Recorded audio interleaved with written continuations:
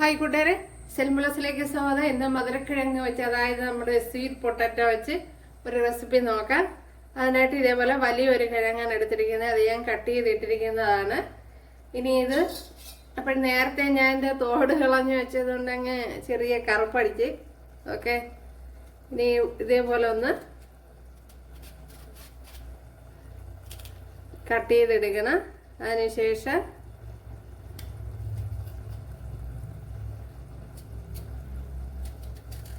ഇതേപോലെ ഒന്ന് കട്ട് ചെയ്തെടുക്കണം. അത് കഴിഞ്ഞ് ഇതേപോലെ ഒന്ന് ചെറുതാക്കി ഇതേപോലെ എടുക്കണം. കണ്ടല്ലേ? പിന്നെ അരിയുന്നതൊക്കെ അവരവരെ ഇഷ്ടത്തിന് കട്ട് ചെയ്തെടുക്കുക.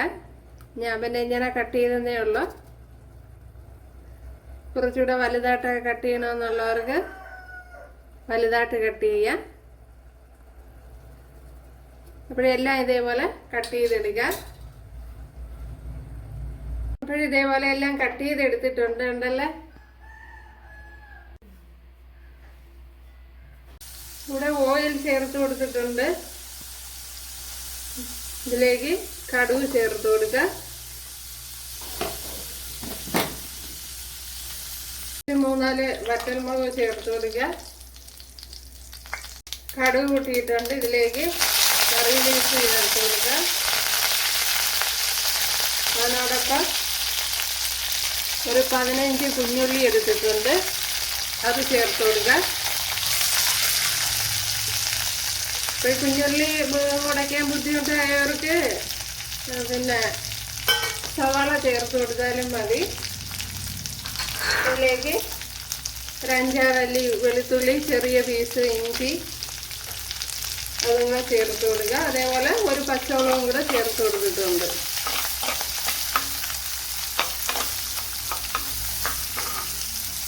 ആവശ്യത്തിനുള്ള ഉപ്പുകൂടി ചേർത്ത് കൊടുക്കുക. ഇതിലേക്ക് മീഡിയം സൈസ് ഒരു തക്കാളിപ്പഴം എടുത്തിട്ടുണ്ട്. അതും കൂടെ ചേർത്ത് കൊടുക്കുക.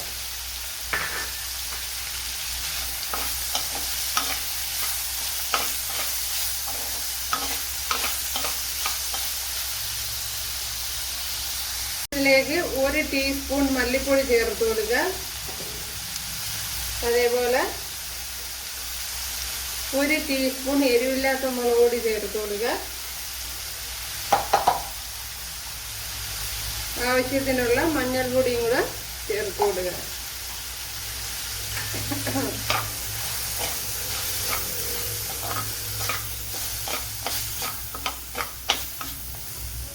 ഇനി ഇതിലേക്ക് നമ്മുടെ മധുരക്കിഴങ്ങ് ചേർത്ത് കൊടുക്കുക.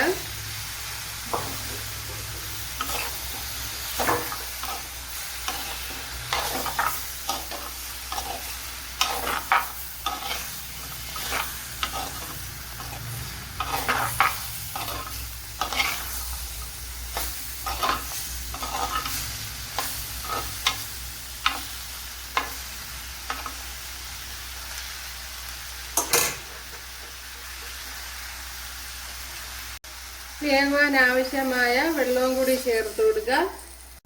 കുറച്ച് വെള്ളം കൂടെ ഒഴിച്ചു കൊടുക്കുക. ഏകദേശം 1 ഗ്ലാസ് വെള്ളം വരും ചേർത്ത് കൊടുത്തത്.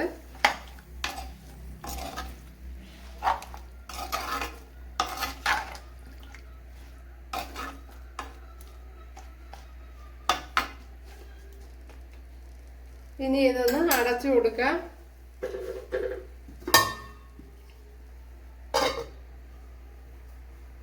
ഒരു പിടി തേങ്ങ, 1 ടീസ്പൂൺ മുളക് പൊടി എടുത്തിട്ടുണ്ട്. ഇത്രയൊന്ന് ക്രഷ് ചെയ്തെടുക്കണം. ഇതിലേക്ക് നമ്മുടെ ക്രഷ് ചെയ്ത് കൊണ്ടുവന്ന തേങ്ങ ചേർത്ത് കൊടുക്കുക.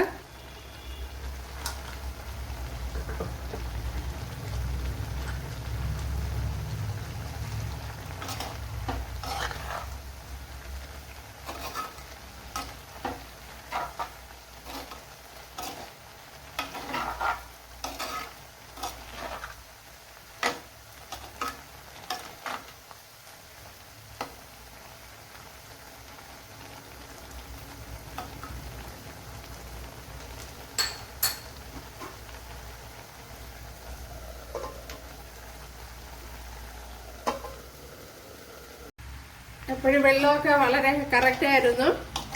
കണ്ടല്ല വെള്ളമൊക്കെ വറ്റി വന്നിട്ടുണ്ട്. അതേപോലെ നമ്മുടെ മധുരക്കിഴങ്ങ് നല്ലതുപോലെ വെന്ത് വന്നിട്ടുണ്ട്. അപ്പോൾ വെള്ളം കൂടി പോകരുത്, കൂടിയാൽ കുഴഞ്ഞു പോകും.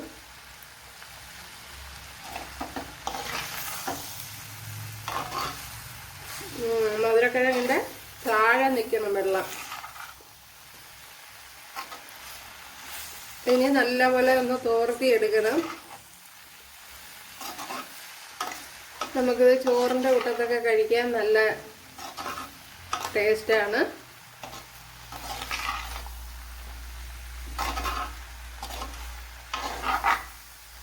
അപ്പോൾ വെള്ളം കൂടി പോയി കഴിഞ്ഞാൽ കുഴഞ്ഞുകൊണ്ട് പോകും, അത് പ്രത്യേകം ശ്രദ്ധിക്കണം.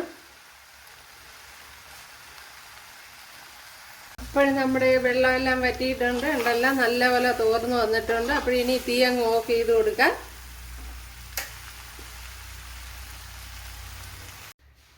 ഉണ്ടല്ലേ, അപ്പോൾ കൂട്ടുകാരെല്ലാവരും ചെയ്ത് നോക്കുക.